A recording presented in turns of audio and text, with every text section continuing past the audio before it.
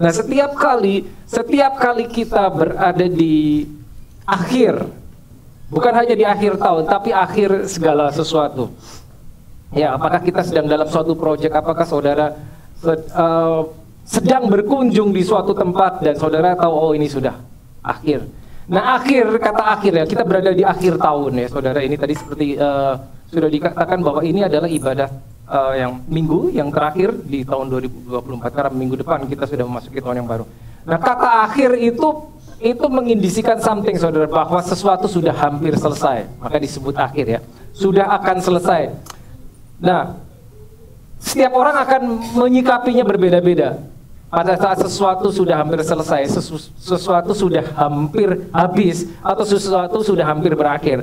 Di satu sisi, kita sebetulnya tahu pada saat sesuatu berakhir, itu tidak hanya berakhir, tapi sesuatu yang baru akan dimulai.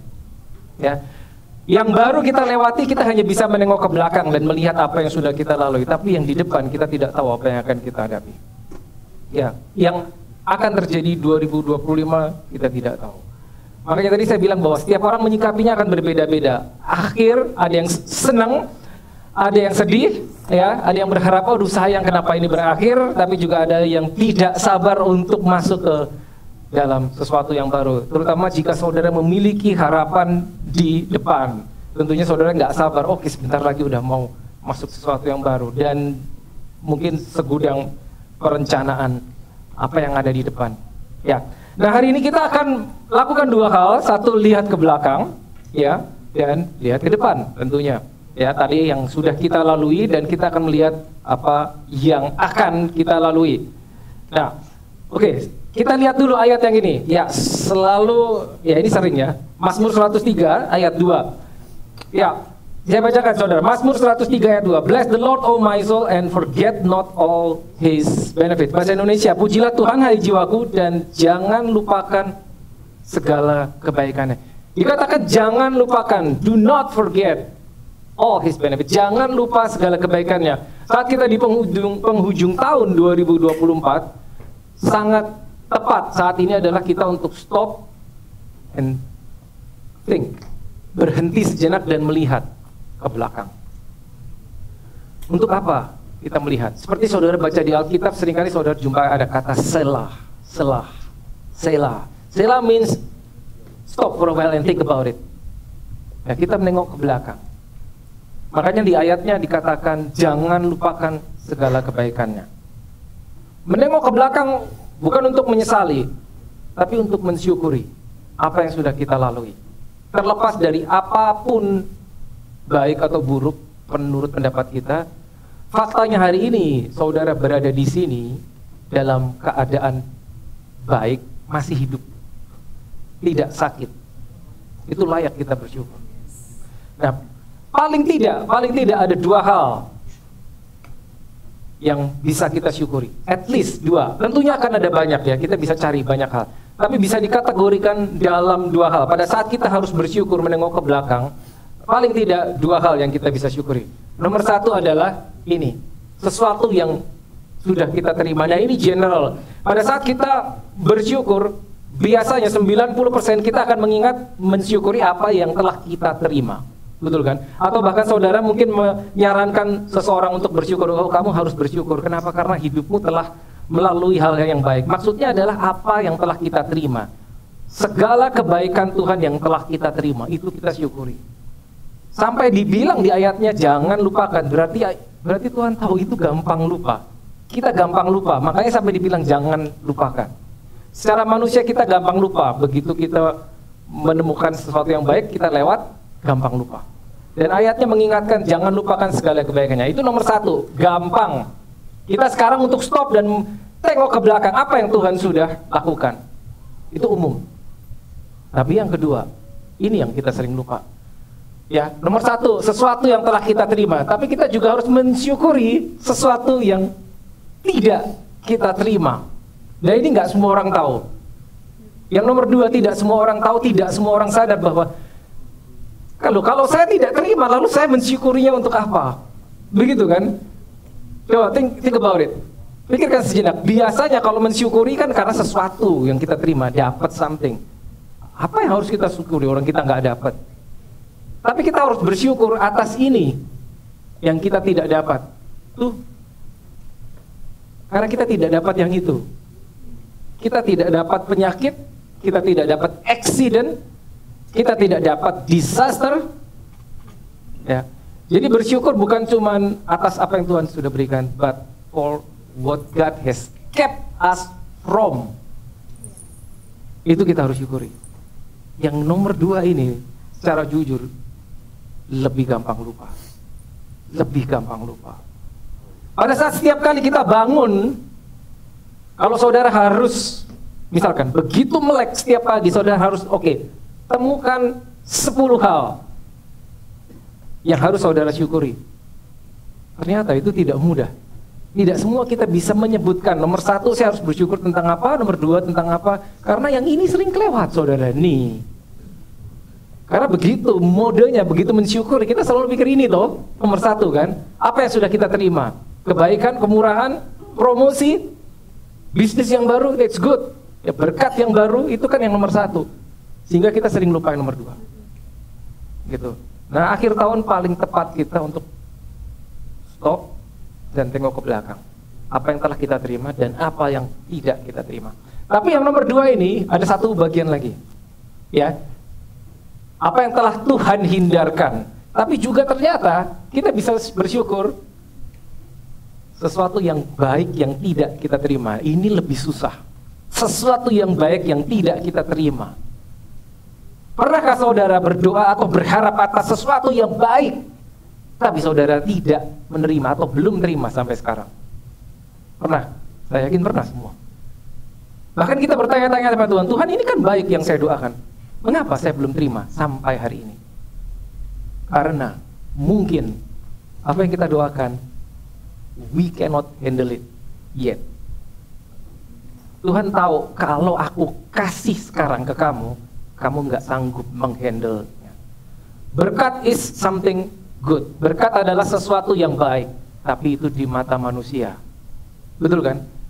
Pandangan Tuhan, perspektif Tuhan tidak sama dengan perspektif manusia. Pada saat kita berdoa, ya kita berharap apa yang kita harapkan, apa yang kita doakan kita terima. But the problem is Tuhan lebih tahu. Pada dasarnya kita tahu ya, Tuhan itu maha tahu, dan pada dasarnya manusia itu kan sok tahu. Bener gak sih?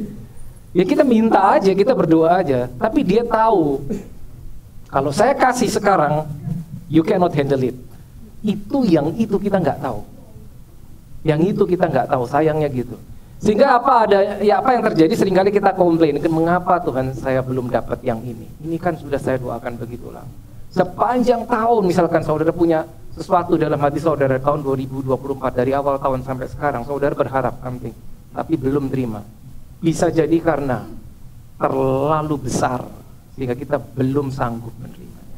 Bukan Tuhan tidak memberi, tapi kita belum sanggup menerimanya. Ada sesuatu yang begitu besar yang pada saat kita terima dan kita belum sanggup, itu akan menjauhkan kita dari Tuhan. Oh, saya yakin semua tahu ini, ya kan? Sangat mudah kita berbelok. Buktinya di Alkitab sudah begitu banyak bangsa pilihan Tuhan meninggalkan Tuhan karena, tanda kutip, karena berkat. Nah, ini yang paling tidak 2 hal ini. Nah, tadi sudah disinggung ayat ini. Itu dia, Yeremia 29 ayat 11. Mari kita baca sekali lagi. Tadi Andi sudah membaca Yeremia 29. Nah, tapi ini nggak 100% sama versi bahasa Indonesia dengan versi bahasa Inggris saja. Itu saya bawa 2 version. Bahasa Indonesianya, sebab aku mengetahui rancangan apa yang ada mengenai kamu, demikianlah firman Tuhan, yaitu rancangan damai sejahtera dan bukan rancangan kecelakaan, untuk memberikan kepadamu hari depan yang penuh harapan. Hari depan yang penuh harapan. Hari depan kita nggak tahu ada apa. Ya kan, kita nggak tahu kan. Kita hanya bisa berharap. Kita hanya bisa berharap. Dan pada saat manusia berharap secara natural, harapan itu selalu 50-50, saudara. Betul kan? Saudara berharap apapun, it's always 50-50. Secara natural, manusia akan berkata demikian. Maksudnya apa? Bisa dapat, bisa enggak. Namanya juga harapan. Ya. Tapi di mata Tuhan enggak gitu. Beda. Ya. To give you an expected end. Expected end. Gitu. Pada saat kita berharap secara natural, secara manusia itu 50-50. Tapi kalau kita tahu harapan kita di dalam Tuhan, it's not 50-50. Kalau kita tahu isinya apa janji Tuhan, itu bukan 50-50. Karena kita berkata, all the promises of God are yes and in Him, amen. For the glory of God in Christ Jesus. Jadi bukan 50-50 kalau kita tahu harapan kita di dalam Tuhan. Ya tentunya ada faktor lain yang mempengaruhi. Nah, satu ayat lagi yang saya mau share, yaitu Yesaya 46 ayat 10. This is beautiful. Ya. Baris pertama saja, yang memberitahukan dari mulanya hal yang kemudian. Sekali lagi saya bawa dua versi karena bahasa Indonesia dan bahasa Inggrisnya tidak persis sama. This is God Himself. Declaring the end from the beginning. Nah ini kan nggak 100% sama tuh sama yang ini kan. Memberitahukan dari mula hal yang kemudian. Aslinya begini, declaring the end from the beginning. Jadi Tuhan bekerjanya begini, declaring the end, ya, from the beginning. Pada saat Dia akan memulai sesuatu, gini, saat Dia merencanakan hidup saudara, Dia membentuk saudara, Dia merencanakan, Dia sudah mendeclare endingnya. Declaring the end from the beginning. Dia mendeclare endingnya, hidupmu endingnya bagaimana, and then Dia start dari awal. Saya pernah mengilustrasikannya seperti seorang sutradara. Kalau ada sutradara mungkin tahu. Sutradara pada saat bikin film, ya sutradara saudara ngerti ya, bikin film. Dia bikin film itu dia nggak urut, nggak kronologis. Intronya dulu dia bikin, habis itu enggak. Dia terserah mau mulai dari mana aja dia bisa. Dia bisa mulai film itu dari tengah. Dia bisa mulai dari depan, dia bisa mulai dari belakang. Mungkin dia mulai dari, oke cari lokasi yang paling dekat mana. Dia start dari situ, padahal itu bagian akhir film itu. Dia bisa terserah dia. Kenapa? Karena dia udah tahu akhirnya seperti apa. Dia nggak random. Nomor satu. Yang kedua, kenapa dia melakukan itu? Karena dia tahu dia punya kemampuan. Saya bisa mulai dari mana saja. Begitu saya gabung, ceritanya akan jadi. Dari awal sampai akhir. Seperti itu. Nah, cara pandang Tuhan seperti itu. Dia melihat bukan seperti kita kronologis. Ya, dia pernah di belakang, dia pernah di depan karena dia di luar waktu. Dia bisa di mana saja. Itu dia. Nah, sekali lagi bahwa pada saat kita di akhir tahun, ya tadi seperti saya bilang, nanti awal tahun biasanya orang buat resolution kan, ya kan? Awal tahun ini mau apa? Ya, nah itu nanti minggu depan kita akan bicara itu. Tapi pada saat kita di akhir tahun, ya tadi saya bilang bahwa kita melihat ke belakang, apa yang sudah saya capai. Dan sifat natural manusia selalu ingin tahu. Betul kan saudara? Pengen tahu kan, di depan itu ada apa. Walaupun seringkali kita tahu, pada dasarnya kita dalam diri kita tahu bahwa kita nggak bisa tahu apa yang akan terjadi. Tapi tetap ingin tahu. Makanya saudara tiap hari Google tuh. Saudara mendengar kabar buruk atau kabar angin, kabar burung, saudara akan Google, cari tahu benar apa enggak. Karena sifat dasar manusia gitu, ingin tahu apa yang ada di depan dengan harapan. Kenapa? Pada saat ini kita telah tahu, kita berharap bahwa kita bisa mengendalikan atau paling tidak menghindari kalau itu sesuatu yang buruk. Tapi seringkali begitu kita tahu, yang ada satu paket datang, informasi plus kekhawatiran. Betul kan? Kenapa? Pada saat waduh ini begini, tahun depan akan ada begini. Prediksi ekonomi akan demikian. Apakah damai sejahtera yang datang? Bukan. Bingung, mungkin khawatir. Gimana kalau, bagaimana ini jika menimpa aku, jika menimpa saudaraku, menimpa anakku yang tinggalnya jauh? Lalu kita membuat rencana, saya akan siap-siap untuk sesuatu yang buruk. Tanpa sadar kita mengharapkan itu terjadi. Betul gak? Let's prepare for the worst. Tuhan Yesus gak pernah begitu. Sayangnya dia berbeda, cara kerjanya dia berbeda. Ya, itu dia. Manusia selalu ingin tahu karena ingin bisa mengendalikan. Nah, kita ternyata Alkitab mengajarkan kita berbeda, saudara. Oke, ini satu ayat lagi saya share yang luar biasa. Mazmur 23 ayat 4. Mazmur 23 saya percaya saudara semua sudah pernah dengar. Ini sangat terkenal. Sekalipun aku berjalan dalam lembah kekelaman, aku tidak takut bahaya. Stop dulu. Sekalipun aku berjalan dalam lembah kekelaman, aku tidak takut bahaya. Though I walk through the valley of the shadow of death, I will fear no evil. Lihat, berjalan dalam lembah kekelaman, bahaya toh? Bahaya, jelas karena lembah kekelaman. Tapi pemazmur berkata, aku tidak takut bahaya. Lalu diberitahu mengapa dia tidak takut. Bukan karena dia tahu yang akan terjadi. No, bukan karena dia tahu dia bisa menghadapi. Bukan karena nih, because you are with me. Cuman itu. Cuman itu. Jadi menghadapi tahun 2025, saya yakin, saya jamin saudara Google, tanya mungkin AI, prediksi tahun 2025 yang keluar, saya tanya negatif atau positif? Mostly negatif. Dan dijamin pasti pikiran kita terpengaruh. Oh yes, pasti. Tapi ingat, sebab engkau. Jadi kita sebetulnya nggak perlu tahu yang itu. Cukup ini yang kita tahu. Sebab, for you are with me. Cuman itu. Jadi untuk menghadapi 2025 ini saudara, for you are with me. Itu yang perlu kita tahu. Itu yang perlu kita tahu. Ya. Kita tahu banyak itu oke lah, baik. Tapi jangan lupa, setiap pengetahuan, apapun informasi yang datang itu ada implikasinya. Dia tidak datang sendiri. Ada paketnya. Paketnya yaitu kekhawatiran, salah satunya. Kita tambah tahu itu tidak selalu tambah baik, saudara. Generally speaking, yes, itu tambah baik, tapi belum tentu. Belum tentu. Maka ada hal-hal yang sengaja Tuhan sembunyikan karena dia tahu you cannot handle it. I cannot handle it. Lebih baik engkau tidak tahu karena pada saat engkau tahu, engkau khawatir. Jadi sengaja disembunyikan sama Tuhan. Oke, lanjut ya saudara. Nah beberapa hal tahun 2024, ya, oke. Kita akan mengakhiri ini tidak lama. Mari kita pastikan ada hal-hal yang bisa kita lakukan, telah kita lakukan tahun 2004. Ya kita tidak akan go through apa yang saudara-saudara alami, karena saya nggak tahu saudara sudah mengalami apa kan. Beda-beda yang kita sudah alami. Tapi paling tidak mari kita sebagai satu tubuh Kristus, kita bareng-bareng bersama-sama melihat apa yang bisa kita lakukan, karena ini masih sisa beberapa hari kan. Dan masih sempat untuk melakukan sesuatu yang belum kita lakukan. Misalnya ini nomor 1. Sudahkah?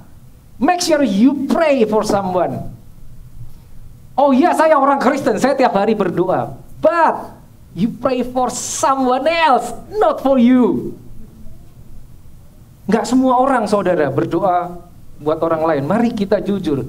Pada saat kita berdoa, mostly 90% yang kita doakan adalah ya diri kita, keluarga kita, orang yang kita kenal.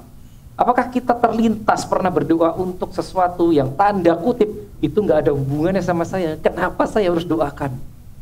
Apakah saudara pernah di dalam waktu pribadi saudara berdoa untuk kota saudara? Untuk pemerintah? Saya bukan orang pemerintah, kenapa saya harus berdoa? Pernahkah? Untuk bangsa di mana saudara hidup? Kayaknya nggak ada hubungannya, terlalu besar Tuhan. Apa iya doa saya yang satu orang bisa mengubah pemerintahan bangsa ini? Apa iya doa saya bisa mengubah negeri ini? Saya cuma sendiri. Ini berapa orang? 50. Kalau kali 50 doa begitu semua, 50 orang loh yang naik. Gitu loh. Jadi jangan pernah saudara mengecilkan pada saat saudara berdoa untuk sesuatu yang tanda kutip kelihatannya tidak ada hubungan. Itu menunjukkan tingkat kedewasaan kita. Pada saat kita mengangkat doa di hadapan Tuhan dengan iman kita untuk orang lain, untuk kepentingan lain. Gitu. Bisa masih ada beberapa hari. So make sure you pray for someone, bukan hanya buat kita. Lalu apa lagi? Make sure you give something to someone. Expression of your love. Expression of your love. Maksud saya begini. Ya tentunya kita baru saja melewati Natal. Natal itu keren kado kan. Kita selalu memberikan. But ini sedikit beda. You give something to someone. Maybe someone yang tidak ada di dalam list saudara yang saudara kenal. Seseorang yang benar-benar perlu. Kalau kita tukeran kado itu kan dia gak perlu sebetulnya, iya kan? Tapi Tapi seseorang yang benar-benar perlu dan yang diperlukan orang itu ada di tanganmu. Itu bedanya. Ya, kalau kita aware, banyak sebetulnya yang bisa kita lakukan buat orang yang perlu. Masih ada beberapa hari, ya. Lalu, make sure you share the word of God to someone. Nah ini, jangan berpikir begini, saya bukan pendeta, saya bukan penginjil, kenapa saya harus menceritakan firman Tuhan? Setiap orang saudara tidak pernah tahu bahwa firman yang keluar dari mulut saudara begitu sampai di mulut dia, sampai di hati dia, suatu hari dia akan jadi apa? Saudara nggak pernah tahu. Saudara tahu seorang yang namanya siapa? Billy Graham, ya, penginjil besar ya. Ya sudah sangat terlalu, orangnya sudah meninggal belum lama. Sangat terkenal, penginjil besar sepanjang masa. Dia meninggal di usia 99 tahun, hampir 100. Kalau saudara dengar cerita dia, bagaimana dia bisa start sebagai seorang penginjil kelas dunia, itu cuma tahu nggak gara-garanya. Suatu saat dia berjalan, lalu dia melewati sebuah tenda. Di dalam tenda itu sedang ada kebaktian. Nggak ada yang nyuruh, nggak ada yang maksa, nggak ada yang ngajak. Dia cuma masuk, lihat ada apa di dalam. Dan dia lihat di dalam sedang diberitakan firman Tuhan, dan dia duduk. Dan itu mengubah hidup satu orang, dan hidup satu orang mengubah hidup jutaan orang di seluruh dunia. Jadi saudara nggak pernah tahu firman sederhana apa yang saudara taburkan di dalam hidup seseorang itu akan sampai di mana, dampaknya seberapa besar. Ya. Jadi masih ada beberapa hari. Share the word of God. Ceritakan sependek apapun, ceritakan kepada orang. Ceritakan kepada orang. Siapa yang saudara ingat, siapa yang saudara kenal, atau yang tidak saudara kenal. Nah ini, ini tidak mudah. Make sure you forgive someone. Kalau saya beri waktu saudara 1 menit, oke, saudara harus mengampuni seseorang. Nggak gampang, karena seringkali kita pikir, siapa ya? Kayaknya I'm a nice person. Saya harus mengampuni siapa? Nggak gampang saudara. Seringkali itu butuh waktu, meditate. Siapa orang yang harus saya ampuni? Saudara ingat, kenapa di dalam doa yang diajarkan Yesus ada satu kalimat, ampunilah kesalahan kami seperti kami mengampuni orang yang bersalah kepada kami. Make sure you forgive someone. Ini nggak gampang, nggak gampang. Bukan karena nggak gampang melakukannya, tapi karena kita seringkali nggak tahu siapa ya orangnya. Saya nggak punya masalah sama orang, misalkan kita pikir gitu, saya harus mengampuni siapa? Ini perlu direnungkan dulu, siapa kira-kira orangnya. Ya, it's not easy. Lalu, make sure you help someone. Ini masih beberapa hari. Maksudnya apa? Membantu orang, helping someone. Maksudnya begini, you don't have to do this, but you are willing to do this. Gak ada yang nyuruh, gak diminta, tidak wajib. Tapi kita melakukannya. Gitu. Ini hal-hal yang bisa kita lakukan di tahun 2024 sebelum selesai. Nah ini, make sure you give thanks to God. Bersyukur, selalu bersyukur. Tadi kita udah bahas untuk apa yang Tuhan sudah lakukan, untuk apa yang kita telah dihindarkan. 2024. Nah 2025 sekarang kita lihat. 2025. Ya, selain daripada semua planning, kita tahu lah, kita punya planning segudang lah kalau di depan udah mau tahun baru. Kita punya planning, saya mau begini, saya mau investasi dan seterusnya. That's good, itu silakan, itu boleh. Tapi ada satu hal, mari kita lakukan beberapa cek. Ya, beberapa cek, apa yang bisa kita plan. Juga bukan cuma plan, tapi sebelum kita membuat rencana, kita melihat dulu posisi kita di mana. Ini dia. Check our progress in the Lord. Apakah kita masih berjalan bersama Dia? Kelihatannya aneh ya pertanyaan. Apakah kita masih berjalan? Maksudnya apa? Saya kan orang Kristen. Ternyata tidak semua orang Kristen itu berjalan sama Tuhan. No, itu dua hal yang berbeda. Tidak semua.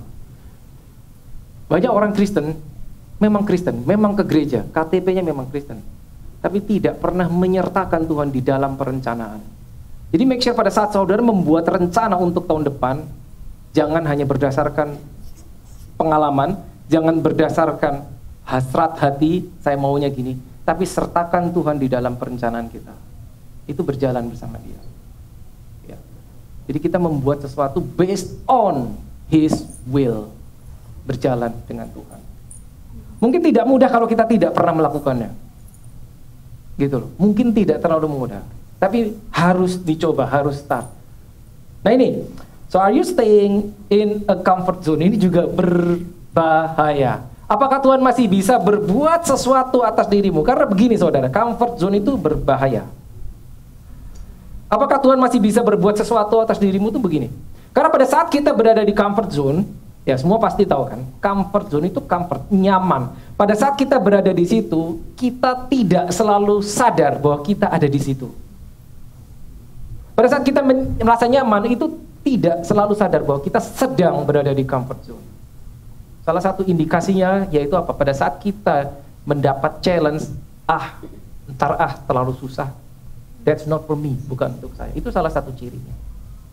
Karena setiap kali perubahan pasti tidak nyaman, sekecil apapun juga. Sehingga secara natural manusia tidak suka perubahan.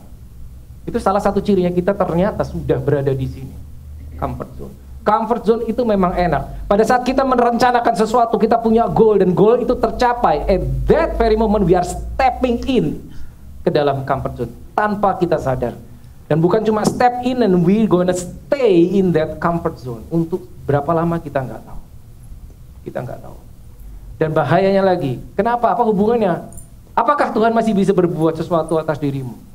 Kalau kita sudah ada di situ, itu pada saat itu, jika Tuhan sendiri yang datang muncul, ayo naik, ayo let's do this with me. Kita bisa bilang, no Lord, thank you, I'm good, I'm here. Thank you Tuhan, gak usah, ini udah enak. Enggak. Meskipun diajak sama Tuhan, ayo ikut aku. Kita tahu begitu Tuhan mau ajak kita, Dia akan ajak kita ke sesuatu yang kita nggak tahu. Dia akan bawa kita untuk melakukan sesuatu yang kita belum pernah, yang kita belum bisa. Kita tahu dalam hati kita. Makanya, no, thank you Lord. Saya di sini aja. Saya di sini aja. Tahun berubah, saya percaya ada hal di dalam diri kita yang harus berubah. Kita meninggalkan 2024, ada bagian dari diri kita, daging kita yang harus kita tinggal, nggak bisa kita bawa.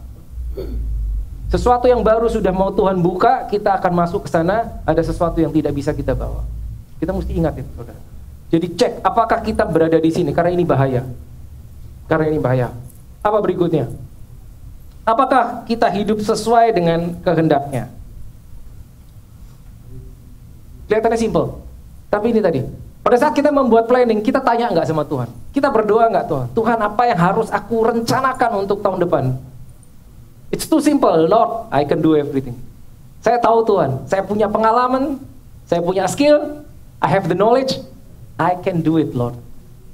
I can do it.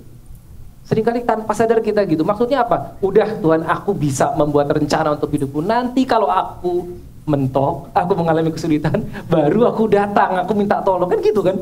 Seringkali kita. Mari kita balik. Pada saat kita buat rencana, kita menyertakan Tuhan.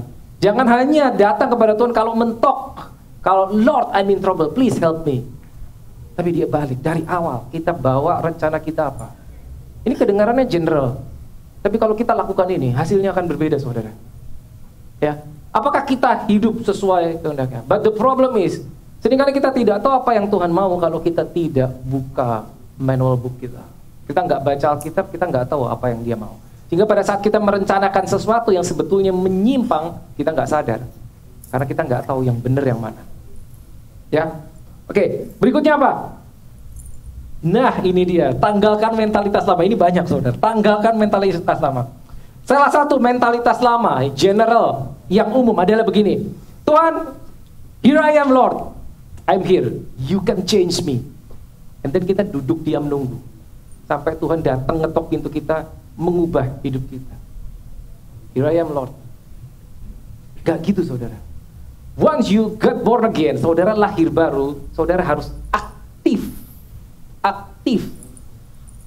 Aktif ikut di dalam pimpinan Roh Kudus. Gak diem, tidak. Tidak ada di Alkitab yang menyatakan kamu lahir baru, terima Yesus, and then sit, stay still, dan tunggu ditarik sama Tuhan. Tidak pernah ada di Alkitab demikian. Yang ada adalah kamu lahir baru, kita lahir baru menerima Tuhan, menerima Roh Kudus, lalu aktif melakukan something. Pada saat kita melangkah, kita mau melakukannya, baru empowerment bekerja, baru urapan yang bekerja, baru give bekerja atas kita. Ya. Begitu. Jadi mentalitas lama, oke, Tuhan, aku tunggu. Gini, contohnya gini. Saya tidak punya karunia di bidang itu, saya tidak punya karunia di bidang itu. Doain orang itu. Enggak, saya tidak punya karunia mendoakan orang sakit. Terbalik, saudara. Pada saat kita memberikan diri kita untuk dipakai, baru karunianya menyertai. Tapi kita tidak bisa duduk diam, tunggu, ntar dulu Tuhan, saya akan bergerak jika Engkau sudah memberikan karunia. Tidak ada seperti itu di Alkitab. When you say, yes Lord, I'm going, at that very moment, baru karunianya aktif di dalam diri kita. Karena Holy Spirit-nya sudah diberikan di dalam diri kita. Jadi kita harus tahu akurat caranya bagaimana. Kalau kita nunggu Tuhan, kalau kau gak kasih karunia, aku gak akan doain orang sakit. Mungkin kita gak akan melihat itu, saudara. Karena jiwa kita yang mengendalikan kita. No Lord, no. Aku gak mau Tuhan. Sampai kau berikan aku karunia, dorongan di dalam hatiku. Roh Kudus tidak diberikan dalam kita untuk, ayo maju. Nggak gitu, gak ada. You read your Bible, John chapter 14, 15, 16. Tentang Holy Spirit dijanjikan. Tidak pernah ada seperti itu. Holy Spirit dijanjikan, diberikan untuk mengingatkan kita, menguatkan kita, mengempower, dan memberikan penghiburan, maka disebut comforter. Tapi bukan ayo kamu jalan. Enggak, itu harusnya sudah ada mesin itu di dalam diri kita. Berikan dirimu melakukan sesuatu, maka dia akan bekerja dari dalam. Nah, itu mentalitas lama yang saya bilang harus dibuang. Ya, make sure ini. Satu lagi, apa itu mentalitas lama? Begini, satu lagi begini. Now this is dangerous. Ya, kita tahu kita harus berubah. Tapi keluar dari mulut kita statement gini. Aku ini orangnya udah kayak gini. Pernah denger itu?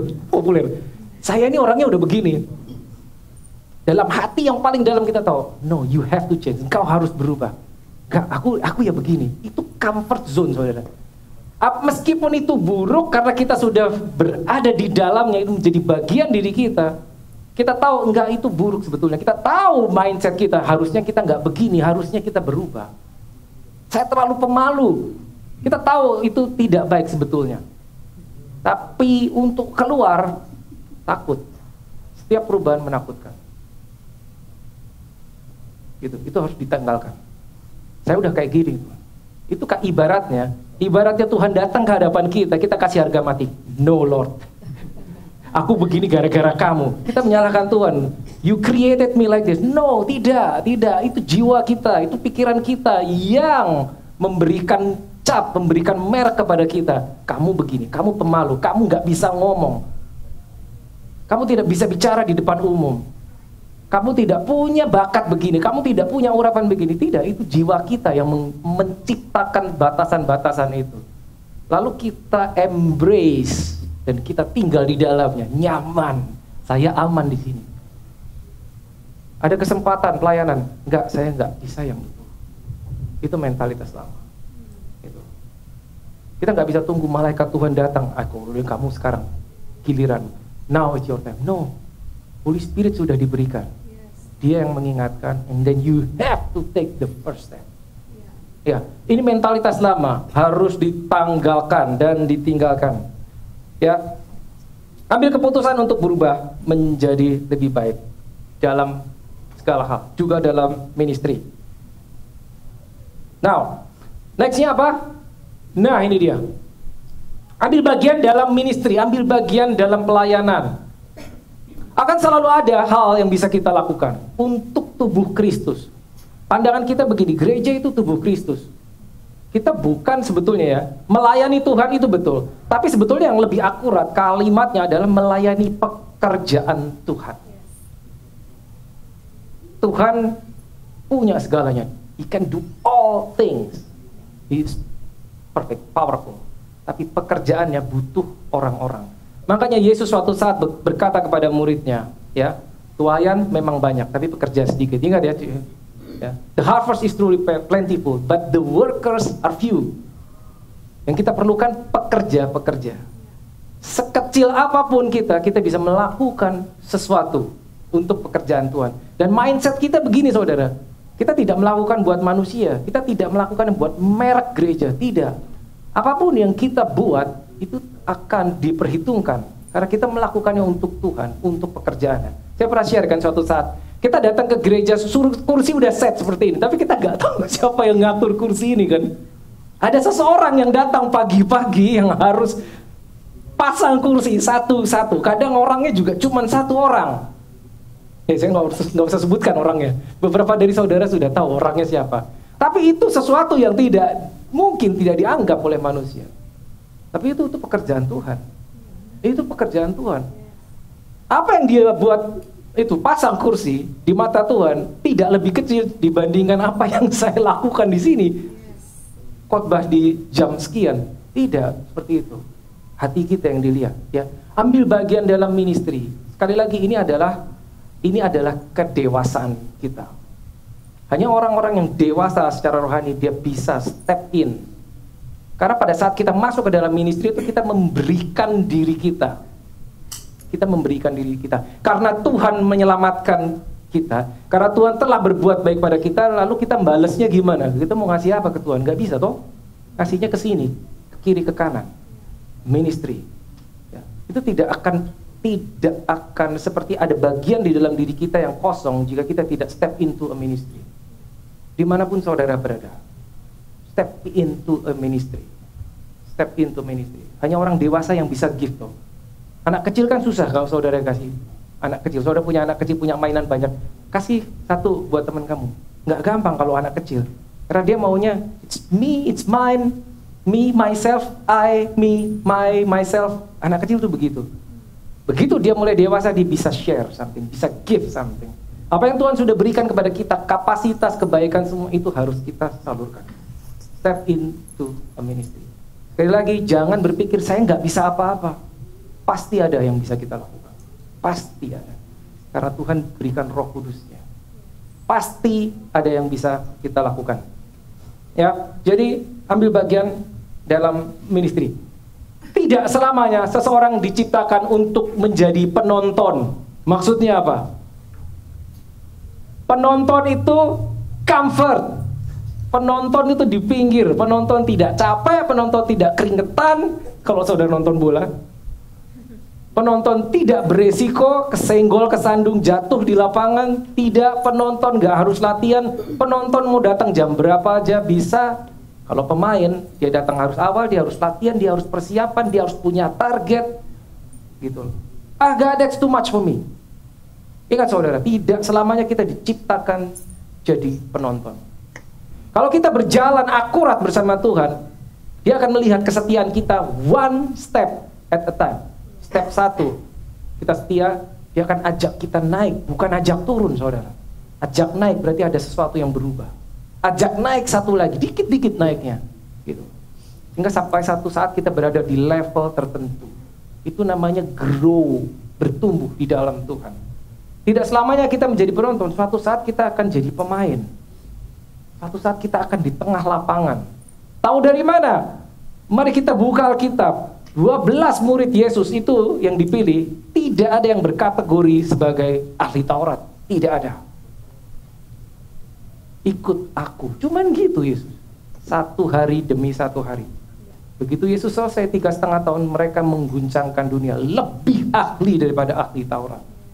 Itu namanya naik level. Tadinya kamu penonton, sekarang kamu pemain. Tadinya kamu menerima aja, sekarang kamu give. Tadinya kita cuma bisa duduk, menerima. Suatu saat you give. Seperti itu saudara. Ini penting sekali 2025. Ya, tidak semua orang diciptakan menjadi penonton selamanya. Penonton bebas risiko, ingat ya. Penonton bebas risiko. Nextnya adalah, learn to walk in Christ. Menjadi Kristus. Beberapa orang pasti masih ingat menjadi Kristus. Maksudnya apa menjadi Kristus? Gini, di dalam Ibrani 3 ayat 14 dikatakan, you are partakers of Christ. Engkau mengambil bagian di dalam Kristus, karena Kristus sudah diberikan di dalam kita. Christ in you, saudara pernah dengar dong? Kristus di dalam. Nah begini, saudara kalau lihat Alkitab, saudara pasti pernah mendengar istilah Yesus Kristus. Kristus bukan surname-nya Yesus, bukan. Tapi suatu saat saudara bisa mendengar Kristus Yesus. Bedanya apa? Yesus Kristus sama Kristus Yesus. Tahu nggak? Kenapa kok kayak dibalik gitu? Yesus Kristus. Terus ada kalanya Kristus Yesus. Lalu ada kalanya Yesus, Jesus only. Tapi tiba-tiba ada satu ada waktu tertentu cuma disebut Christ. Bedanya apa, tahu nggak? Yesus Kristus itu penekanannya adalah di personnya, Jesus, personnya, karakter Yesusnya. Tapi kalau Kristus Yesus adalah di office-nya. Siapa orang itu? Jabatannya. Kristus. Kristus itu kan yang diurapi. Tapi bukan cuma yang diurapi, tapi urapannya, Mesias. Jadi Yesus Kristus sama Kristus Yesus itu berbeda. Nah, saya selalu sampaikan begini. Saat kita lahir baru, kita diberi Roh Kudusnya yang sama dengan yang diberikan kepada Yesus. Sehingga pada saat kita menerima Roh Kudusnya, mesin kita sama dengan Yesus. Sehingga kalau itu Yesus berjalan, mendapat kategori Kristus, itu karena Holy Spirit di dalamnya. Nah sekarang kalau rohnya itu diberikan di dalammu, engkau juga bisa berkategori sebagai Kristus. Nggak banyak yang berani, apakah iya? Kristus di dalammu. Jadi urapannya ada di dalam kau. Makanya Yesus bisa ngomong, kau akan melakukan apa yang kau lakukan, bahkan lebih besar. Kenapa? Karena dia tahu ini nanti rohnya dipindahin ke kamu. Dah, nih. Jadi engkau melakukan the ministry of Christ, pelayanan Kristus.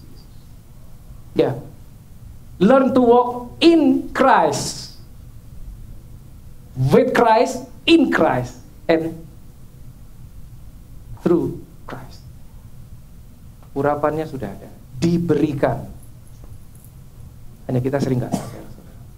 Ya, kita sering nggak sadar. Alright. Lalu, ini dia. Get yourself disciple. Ini penting sekali. Bertumbuh di dalam firman-Nya. Makanya kita ada Oikos, kita ada School of Ministry. Nanti akan ada program lainnya yang akan empower saudara, yang akan mengequip saudara belajar sesuatu. Kita jadi orang Kristen itu bisa kita jadi orang Kristen 20, 30 tahun, 40 tahun. Pengetahuan kita nggak nambah, bisa? Bisa. Bisa, kita nggak tumbuh, bisa. Meskipun 20 tahun, 30 tahun jadi Kristen, belum tentu bertumbuh, belum tentu. Menerima Yesus dan berjalan bersama Yesus itu dua hal yang berbeda, tidak sama. Menerima Yesus kita lahir baru, yes. Berjalan bersama Yesus itu kita mengikut Yesus, itu nggak sama saudara. Bisa jadi kita menerima Yesus terus diam, sehingga kita tidak bertumbuh. Nah saudara pasti tidak asing yang di gereja ini, karena kita punya tema adalah menjadi serupa seperti Kristus. Betul loh, serupa Kristus. Serupa apanya? Kan sering tanya gitu. Serupa karakternya, serupa perkataannya, serupa pemikirannya, serupa kelakuannya. Dan itu harus melalui ini. Kalau saudara baca Alkitab, saudara perjanjian baru, ya, Petrus begitu luar biasa. Surat Rasul Petrus saudara baca, Yohanes itu begitu luar biasa, Yakobus, paling tidak tiga itulah, Petrus, Yakobus, Yohanes. Itu mereka cuma tukang ikan. Bagaimana dia bisa, seorang tukang ikan menulis sebuah jurnal, katakanlah surat, yang dipelajari di Harvard University, Princeton University, di tingkat S3, PhD. Yang nulis, tukang ikan. Dia nggak mungkin begitu kalau dia tidak bertumbuh di dalam firman sama Yesus. Pada saat kita terekspos firman, pada saat firman diekspos kepada kita, tidak mungkin sesuatu tidak terjadi. Karena kita berkata firman adalah spirit, adalah roh, dan itu hidup. Pasti kalau saudara kemasukan firman, saudara akan berubah dari dalam. Pasti, tidak mungkin tidak. Kalau saudara menerima knowledge of the word of God, menerima pengetahuan firman, sesuatu akan terjadi dari dalam. Itu akan mengubahkan kita. Karena itu roh yang kita masuk, yang kita terima. Jadi berikan dirimu dimuridkan. Supaya apa? Supaya dari nggak tahu jadi tahu, dari nggak bisa jadi bisa, dari nggak ngerti jadi ngerti. As simple as that. Kita semua pernah sekolah kelas 1, 2, 3 dan seterusnya. Hingga suatu saat saudara yang akan memuridkan, suatu saat saudara yang akan membagikan firman. Let us pray.